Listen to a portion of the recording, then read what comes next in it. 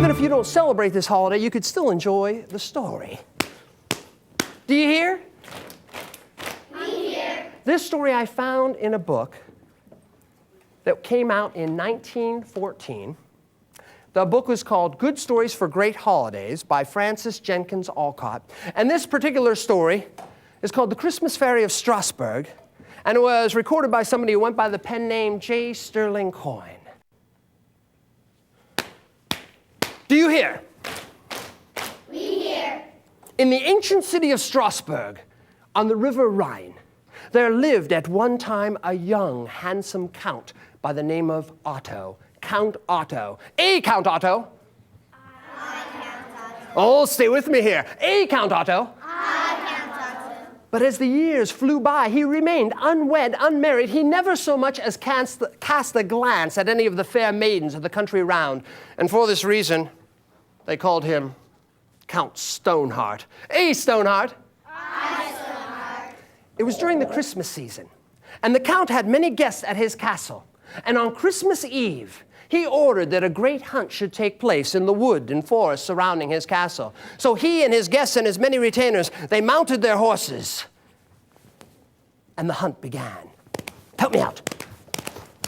It grew more and more exciting. Help me here.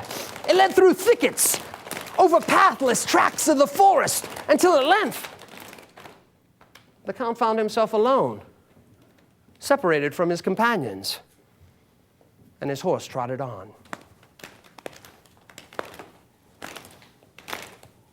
He was in a strange part of the wood. He had never been there before in all his days, and he came to a bubbling, gurgling spring. And the Count dismounted. Now the people of Strasbourg, the good people of Strasbourg, referred to that spring as the Fairy Well. But the Count did not know of that. Do you hear? We hear. Well, he bent down before the spring and he began to lave his hands. Let me see you lave your hands in the water. And the Count, he spoke to himself and he said, "'Tis strange. The air is cold and frosty, but this water is warm, delightfully caressing." And so he sank his arms deeper into the well. Let me see it.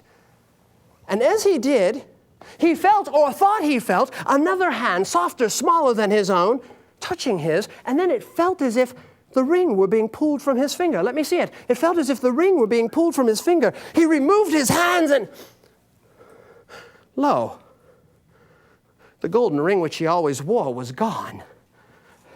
He sank his hands back into the well, searching, but he found no trace of the golden ring. Do you hear? We hear. Full of wonder at the strangeness of all this, the Count mounted his horse and rode forth toward the castle. Help me out. Just as he was passing through the magnificent gates with the great stone arch overhead, he stopped. One of his workmen was there, and the Count tried to explain. He said, "'Tis strange. I was in an odd part of the wood, and I came to this bubbling, gurgling spring. I put my hands in the water, and it felt as if there were... It felt strange. We shall investigate." And the Count went through the gates, and the workman laughed to himself. The Fairy Well! Do you hear? We hear. The Count was restless, wakeful from the day's events. He was pacing back and forth in his chamber.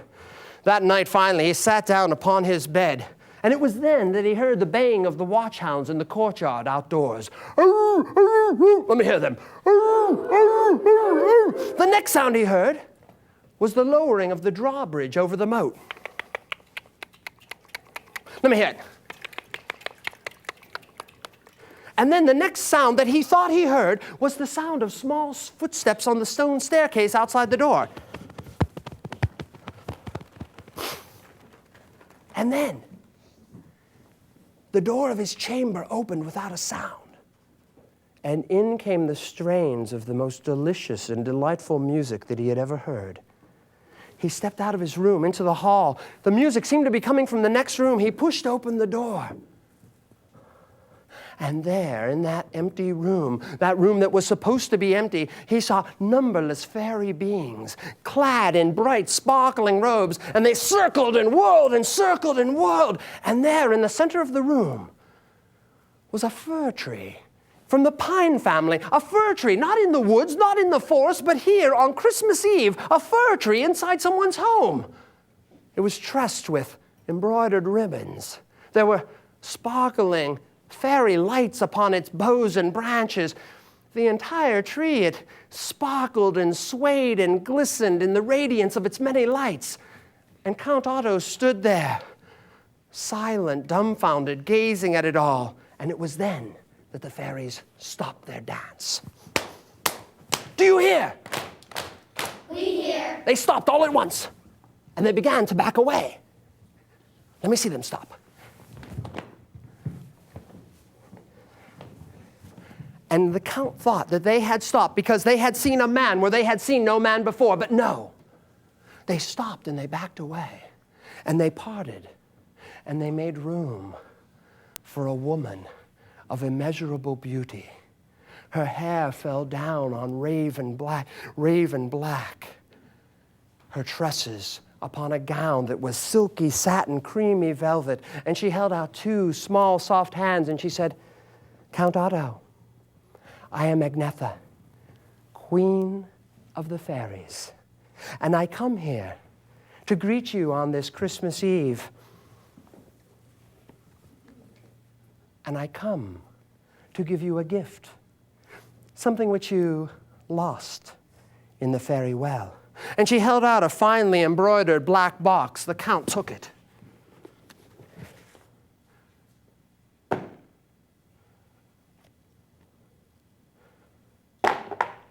His ring. He placed it on his hand, on his finger.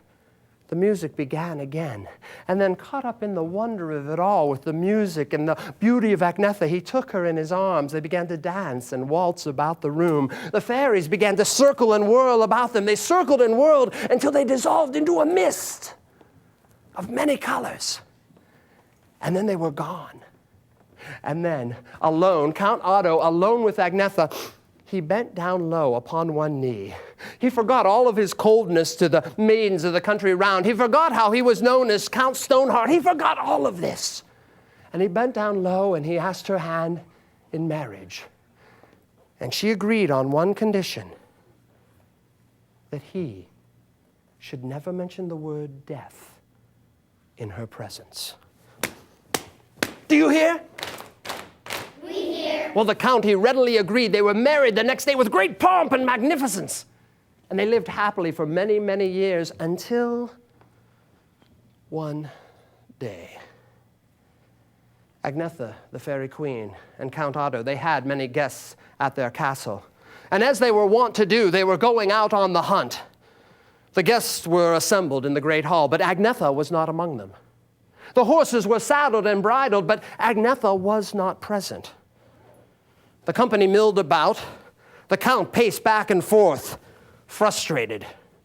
And still Agnetha tarried in her chamber. Finally, at last, she showed up smiling into the great hall. And the Count looked at her with anger and spoke, and he said, You have kept us waiting so long. You have kept us waiting this long that you would make a good messenger to send for death.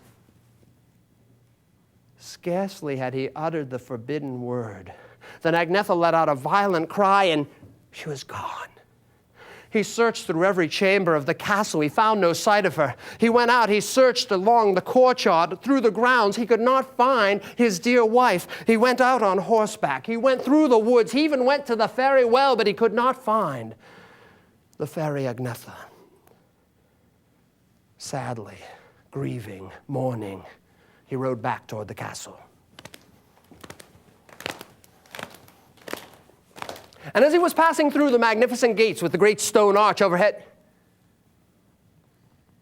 he saw, set deep in the rock, the imprint of a small, delicate hand where there had been no mark before.